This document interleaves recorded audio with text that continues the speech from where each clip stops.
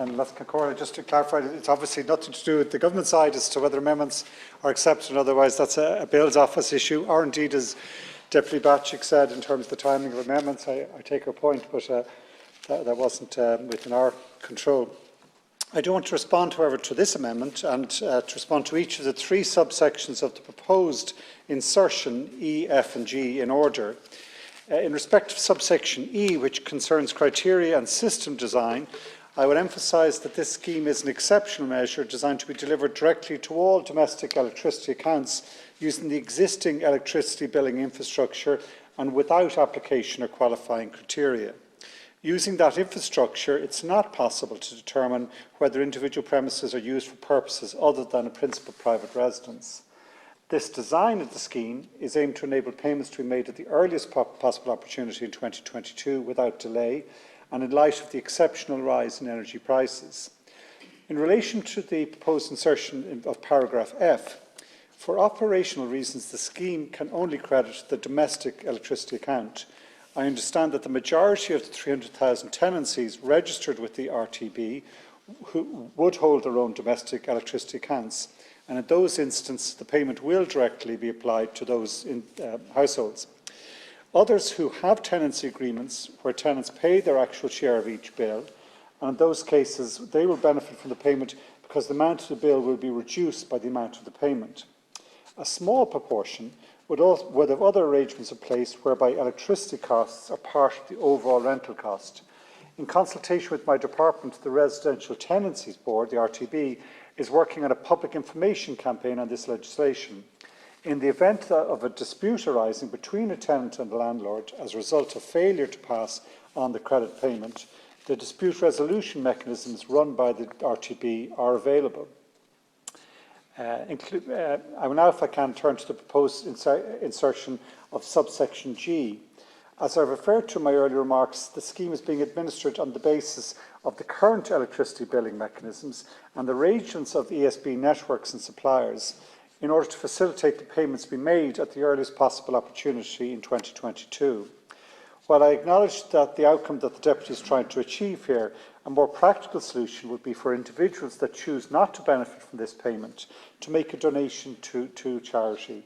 There are a number of NGOs that do very important work to alleviate energy poverty, and I think it would be the most practical way of ensuring any payments under this scheme, which people do not want to retain themselves, can be quickly redirected to those who are in greater need, particularly of energy poverty.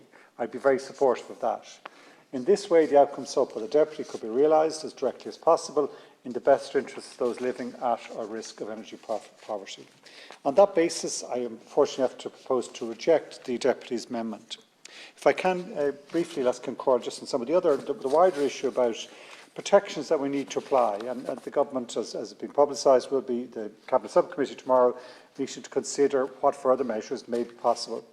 But I think we shouldn't ignore the fact that there has been a significant intervention, particularly in last year's budget, where, for example, the expansion of the fuel allowance scheme and the extension of its qualification criteria. That's one of the range of income supports paid by the Department of Social Protection, which also includes general social welfare schemes, the living alone allowance to support those living alone and at higher risk of poverty, and the household benefits package. That budget last year increased the weekly rate of fuel allowance by €5 to €32 a week, so that €914 will be paid to eligible households over the course of this winter.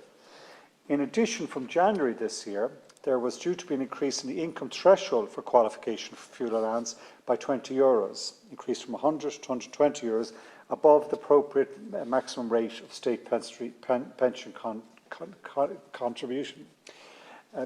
Cognizant of rising fuel costs, the Minister of Social Protection also asked for officials to prioritise the work required so that this change could be implemented at the same time as the increase in the fuel allowance back in October.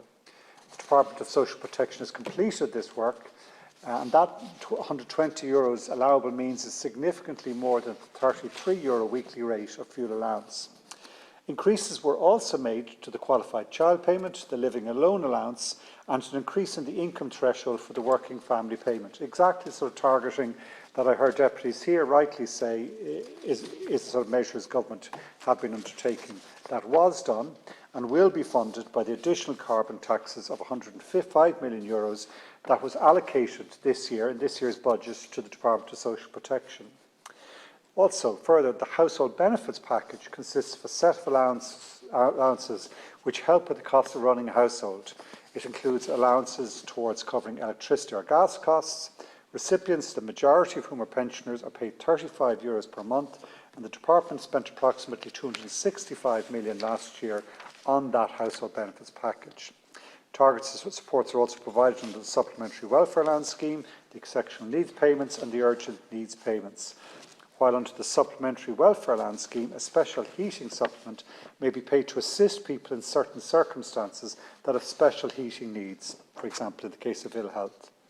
This is in addition to the basic welfare and pension rates and adjustments to income tax, which were introduced primarily as a response to the cost of living increases more generally and driven in parts by higher energy prices.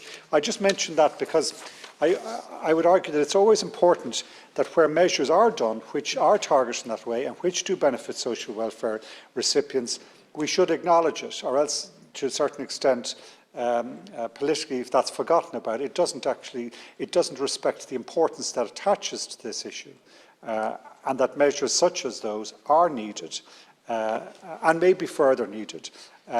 But ignoring what's actually in the budget and what has been done doesn't do service to that cause, in my mind.